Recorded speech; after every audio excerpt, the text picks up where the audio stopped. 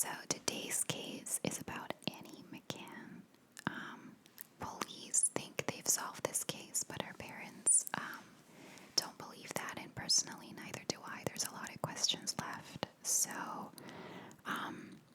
in my opinion, it's an unsolved case.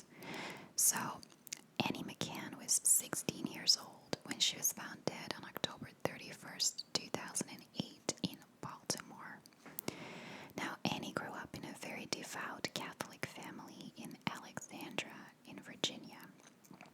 She was very artistic, and her family had multiple art pieces of hers hanging around the house.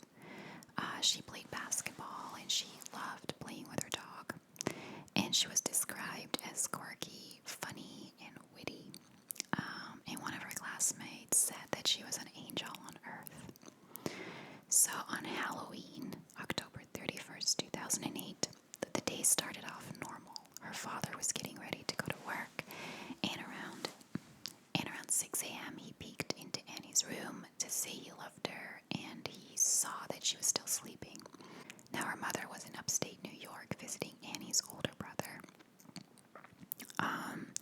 Annie was a junior in high school, so her mother would call her every day when she came back from school. She would call her mother every day when she came back from school, but her mother didn't receive a call that day. So she instantly knew something was wrong, and she called the neighbors to ask if they could see Annie's car in the driveway. But they said that it wasn't there, and there was no trace of Annie. She then called her husband, who went home, and he came home to a phone call, and it was the school to say that Annie had been absent all day. So they immediately called the police, but as usual with cases like this, the police weren't all that concerned. They said that Annie might have decided to just skip school that day, or maybe hung out with her friends, and that she'd be back in the evening. But her mother said that Annie wasn't the rebellious type. In fact, the most rebellious thing Annie had done was get her ears pierced recently, and she religiously cleaned that with a spray called Bactine, which becomes important in the case later on.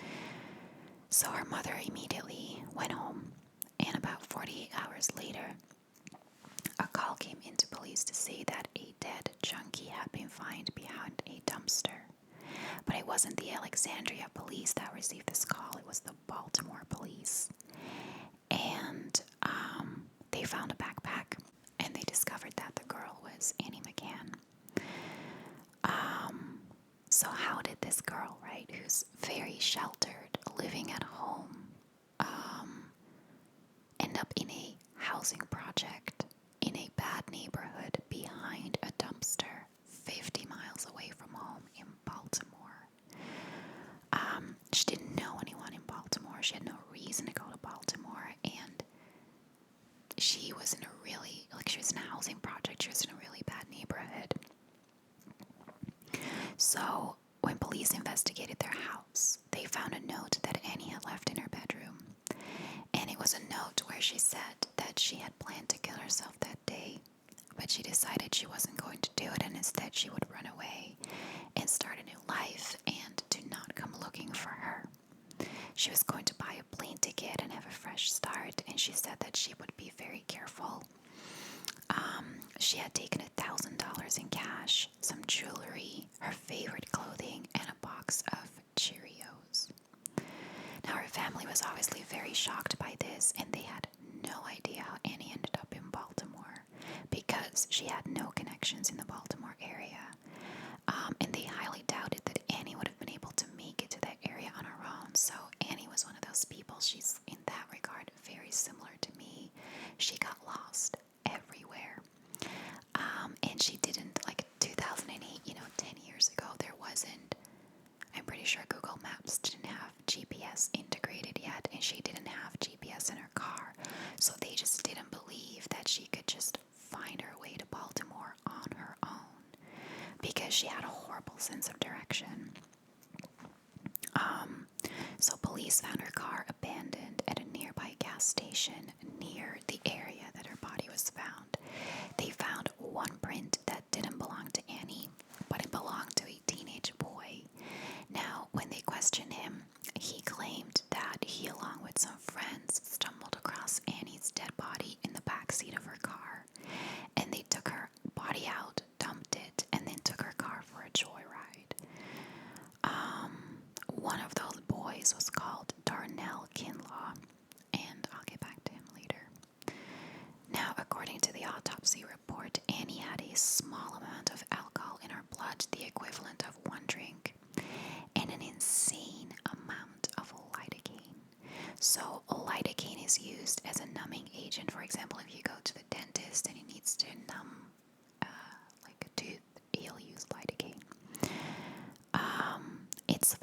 many over-the-counter products, including Bactine. So remember how I told you that she religiously cleaned her ear piercing with Bactine? Well, that had lidocaine in it. Now, the medical examiner determined that Annie had died from lidocaine poisoning. When police went back to the scene where her body was found, they found an empty bottle of Bactine with the top removed. Now, this bottle was childproof as it was a dangerous product, so it didn't have a twisting cap but a spray cap. And it took a lot of force to remove it. It's not a cap that you can take off normally. It's stuck on the bottle, so it took a lot of force to remove it. They also found Annie's DNA on the lip of the bottle, but none of her fingerprints. After looking at all the evidence, police ruled her death as suicide, even though the medical examiner ruled it as undetermined.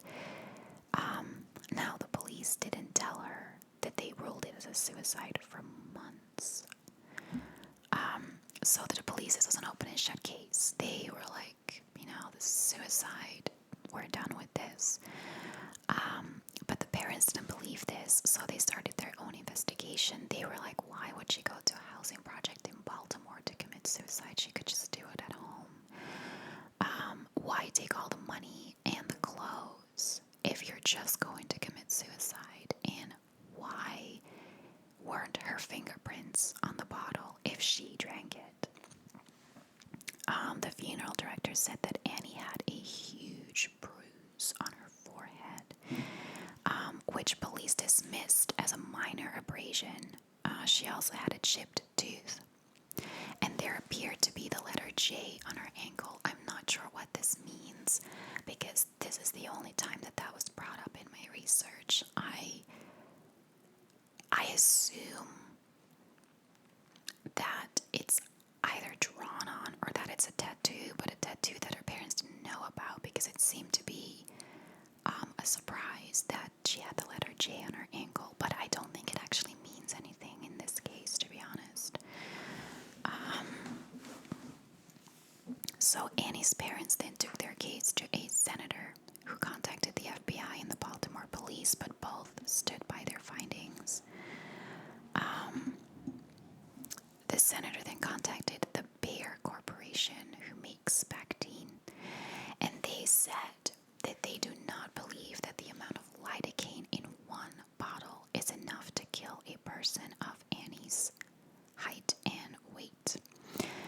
They said it would take at least 30 bottles to kill a person, and it would also make you extremely sick. So someone, I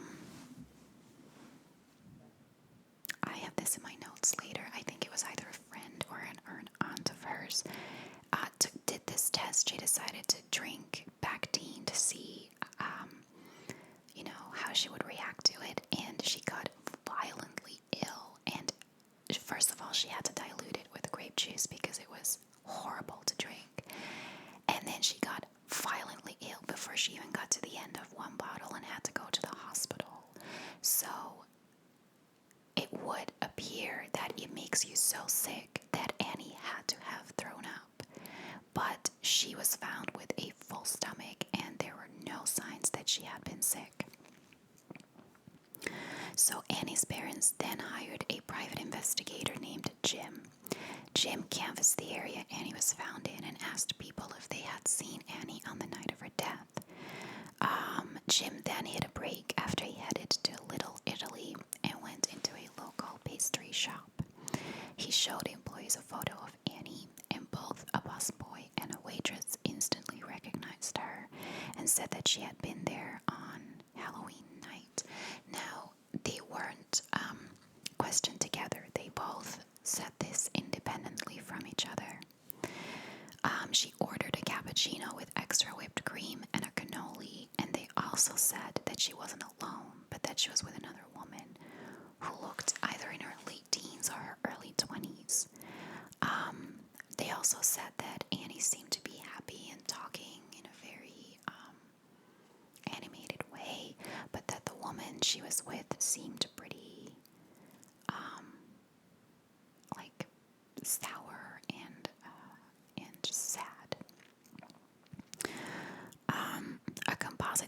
was made of the woman, but the Baltimore police didn't take it seriously and they didn't think this sighting had anything to do with her death.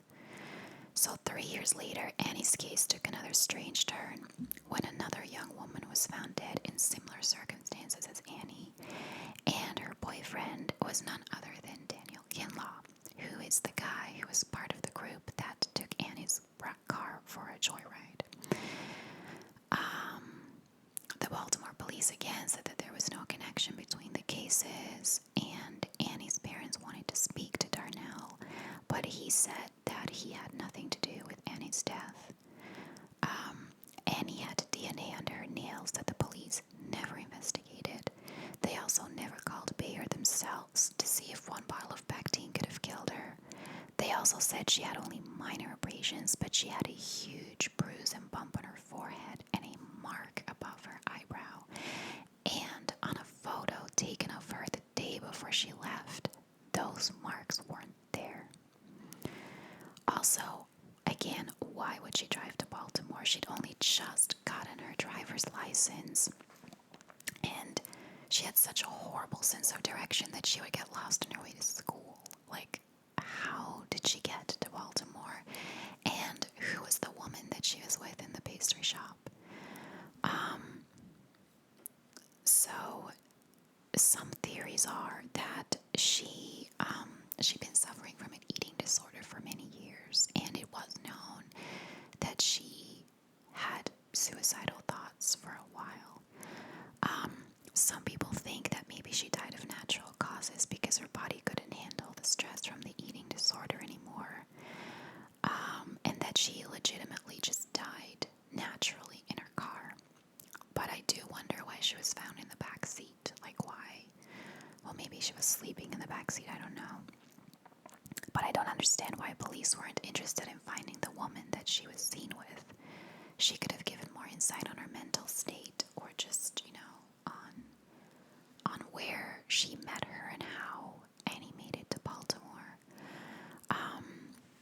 Another theory, and I actually find this one, because there's not a lot of theories in this case, but I find this one the most plausible, is that to account for the bruises and other injuries, it's possible she was robbed, and that with no money she would be forced to return home, and that's when she possibly decided to OD on whatever she had available, such as the medication she was using to treat her pierced ears. The alcohol could have come from something like mouthwash or something else a team could legally obtain, and she drank both and either died as a result, or lost consciousness. Now, I find this theory pretty plausible because she was planning to run away. She had some clothes with her, she had her money with her, and it could be that she was robbed and that, completely knocked her off her feet, and she just didn't, want to go back home and decided to end it. But I still don't believe that she could have killed herself with the Bactine because, again, like I said, it would make her violently ill. And that's all there is in this case. I find this case really fascinating because she had she had mental illness, obviously, and she was suicidal. But I don't actually believe that she killed herself. Now, she was obviously planning to run away, but it's just strange that she went to Baltimore. It could be that she obviously didn't know this area and ended up there by mistake. But I do wonder how she died because I think that if she was killed, they would have just, like, if it was like a robbery gone wrong, or she just ended up in a bad part of town and they killed her, they wouldn't have done it poisoning her. They would have just hit her or shot her or something like that. It's the way she was killed that I find very strange. So let me know what you guys think. I'd be very curious to hear any other theories because I had a very hard time finding theories in this case. But I'm not ruling out the suicide theory. I just doubt that she could have done it by drinking the Bactine because the medical examiner